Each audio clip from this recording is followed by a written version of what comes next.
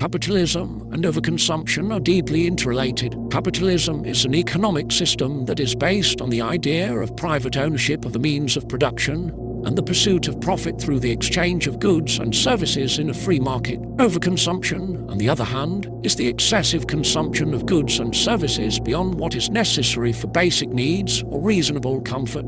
Here are some statistics that highlight the relationship between capitalism and overconsumption. According to the World Bank, global consumption of natural resources has doubled in the past 30 years and is expected to double again by 2050. This is largely driven by capitalist economies, which prioritize economic growth and profit over environmental sustainability. The United States, a capitalist country, has just 4% of the world's population, but consumes about 25% of the world's resources. This overconsumption has led to environmental degradation, including climate change, deforestation, and loss of biodiversity. In 2020, during the COVID-19 pandemic, the world's billionaires increased their wealth by 3.9 trillion, while millions of people lost their jobs and struggled to make ends meet. The fashion industry, which operates within a capitalist framework, is a major contributor to overconsumption. The industry produces about 100 billion pieces of clothing each year, much of which is designed to be worn only a few times before being discarded. This fast fashion model creates a cycle of overconsumption and waste.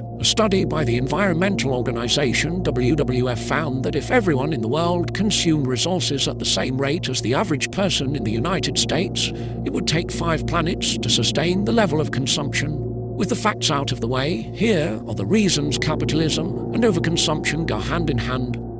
Under capitalism, companies seek to maximize profits by producing and selling as much as possible. The more goods and services a company can sell, the more profit it can generate. This creates an incentive to encourage people to consume more than they actually need, often through marketing and advertising that promotes materialistic lifestyles and the constant acquisition of new products. In addition, capitalism encourages a culture of competition and status-seeking, where people are driven to consume more and more in order to keep up with their peers or maintain a certain social status. This can lead to a never-ending cycle of consumption and waste, where people are constantly buying new things and discarding old ones, contributing to environmental degradation and resource depletion. Furthermore, the exploitation of natural resources and labor is a fundamental aspect of capitalist production.